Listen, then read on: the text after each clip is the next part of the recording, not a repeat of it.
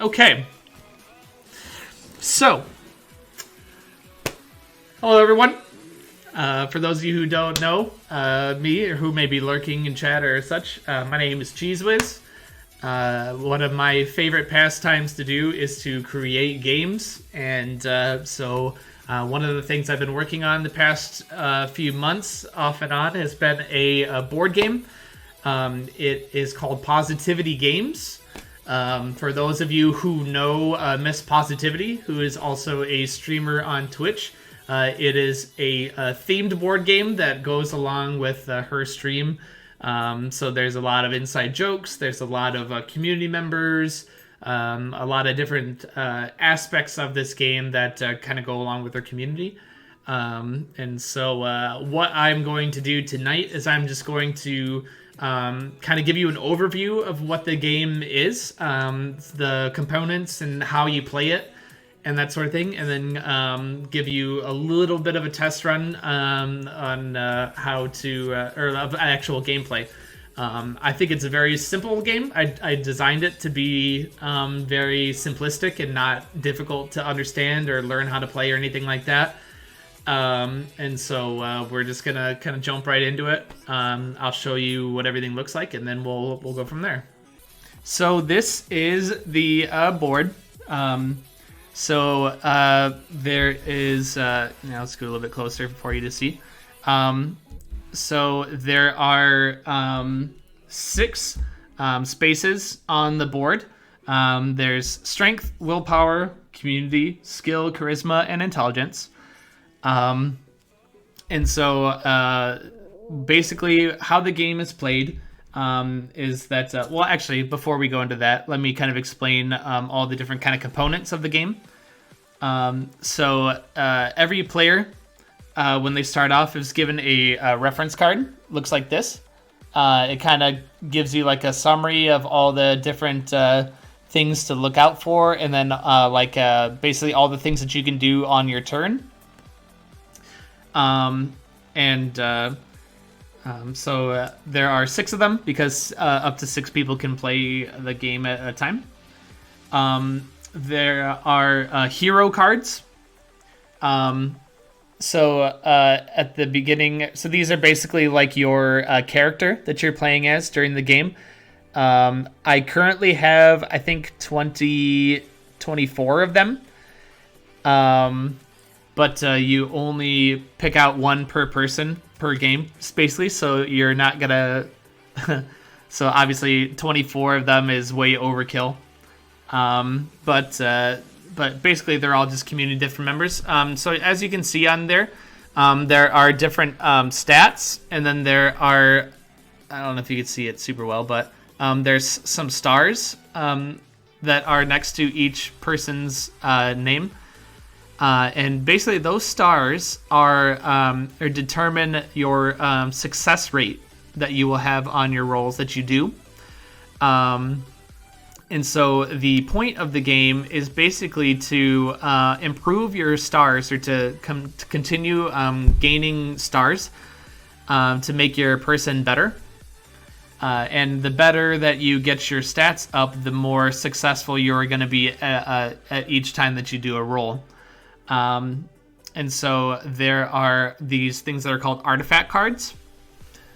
And so this one is the dad joke MasterCard. So as you can see, the artifact card has like 5 stars in a couple of the categories, and then some lower ones in some other categories. And so basically what you want to do is on your turn, you want to try to roll to improve your stats so that you can get enough of stars to be able to get one of these artifact cards. So at the beginning of the game, you flip over an artifact card and it's on the board.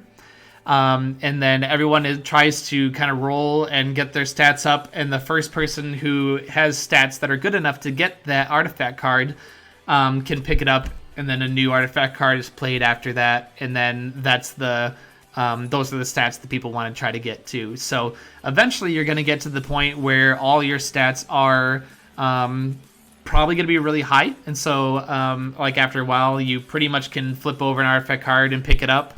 And so, you know, as the game kind of goes along, it gets easier and easier to be able to get these artifact cards. And it's a little bit of a grind to get it at first. So basically, there is a colored die here. So that the colored die is all the colors that are on the board here. And so on your turn, you would just roll that die, and you would move your character to whatever that color is. And then that is the skill that you are going to try to improve that round. And so, for instance, if you rolled willpower, so let's just say that I'm using my Cheese Whiz card here. So if I was rolling for willpower, so he has a 3-star on willpower. And so 3 stars means that I have a 60% chance of being able to improve from 3 stars to 4 stars on my turn. And so you use the 20-sided die here to roll. And then on your reference card, you are trying to, it tells you if you have 3 stars, you have 60% success rate. And so you want to get between 9 and 20 to be successful. So I rolled a 2, and so I would not be successful that round. So I would not get that 4th star, or so I wouldn't get a star that round. I don't lose a star or anything like that, but I don't grow in my stats at all. So I would have to wait until my next turn to be able to try again and kind of go there. So there's a lot of like luck and kind of chance factors in this game. First of all, to kind of roll the particular stat that you want to improve. But also then you have the D20, which kind of makes it like a chance whether you actually can improve once you get the stat that you want. So the last element that we have are community cards. It's these purple cards right here. So the community cards are kind of like chance cards in Monopoly. So it tells you, like this one says, you got timed out of chat for spamming emotes. Remove a star from your strength category. If you only have 1 star, then no action's needed. So this is a bad chance card right here, or community card. And so that's kind of like your chance almost. So there are bad ones in there, but there are also good ones too. So there are ones that say you can automatically get a star in this category, or on your next willpower roll, roll it as if you had 4 stars, or that kind of a thing. So they're cards that affect your rolls and stars and that kind of stuff for the future. For future rolls. So that's kind of like the chance. The artifact cards are the ones that you want to get to be able to win the game. So in order to win the game, you rather need to collect 6 artifact cards, or there is one particular artifact card in here. It's called the Job card. And the Job card requires you to have 5 stars in every single category. So at any time, so usually you would have it out. Okay, so like here, right here. So it's a job, and you can see that it. Sorry for the reflection. It has 5 stars in each one.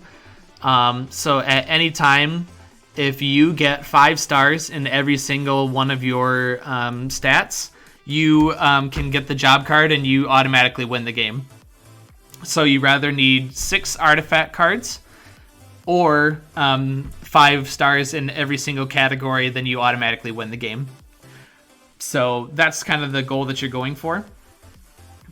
Yeah, that's pretty much it, guys. So again, kind of a summary of how it works is that at the beginning of the game, you choose a hero card from the pile. There is actually an extended version of the game that you can play where you draw 2 hero cards, and then you can kind of use them in tandem. to be able to kind of get where you need to go if you want to play the long way. It basically like doubles the length of time that you can play the game, or if you're really lucky, it can actually shorten it too. So, so basically, so you draw a hero card, and then you flip over an artifact card, and then that is the stars that you want to get to be able to get your first artifact card. And then you, on your turn, you just roll your colored die to show you what space to go to. And then you look at your reference card, so you look at your hero and you see how many stars that you have for that ability. So for this one, I would have 2 stars for skill. So on your reference card, it tells you if you have 2 stars, you have a 40% chance of success. So I want to roll between a 13 and a 20 on this 20-sided die. So I rolled a 15. So that means that I got it. I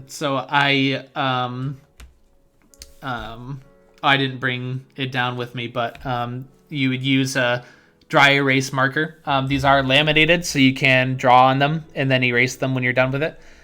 So you would just add 1 star to the skill thing. So now I would have 3 stars for my skill. And so that would be that much closer to being able to be getting this artifact card. And then, the next person goes, and you just keep going and rolling until you get enough stars to be able to get the artifact card. And then once you get it, you just flip over another one, and you just keep going until you get 6 artifact cards, or get 5 stars in every single category. Then you can get the job one. But to be honest, by the time that you get 5 stars in every category, you should be able to get any artifact card that comes up anyways. So the chances of you getting 5 stars, unless you are being, kind of gloating, that kind of stuff over someone and intentionally not drawing the artifact cards, you're probably going to win by the artifact cards before you get to the job. But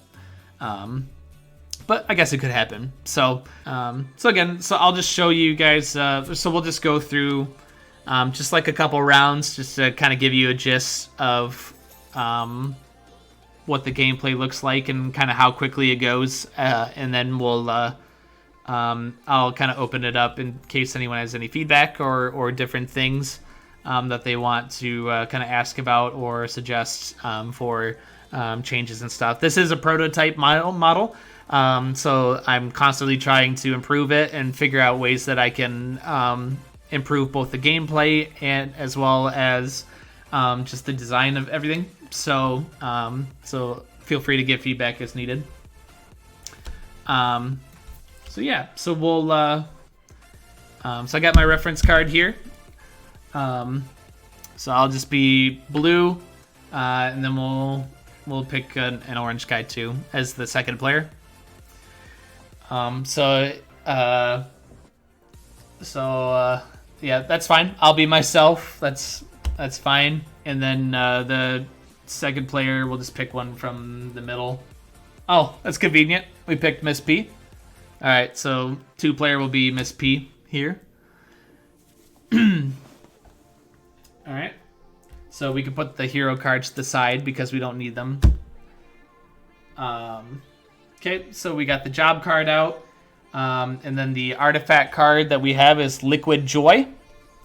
It says, this may just be the world's only bottled sample of pure joy. 1 drink and you're set for at least an hour.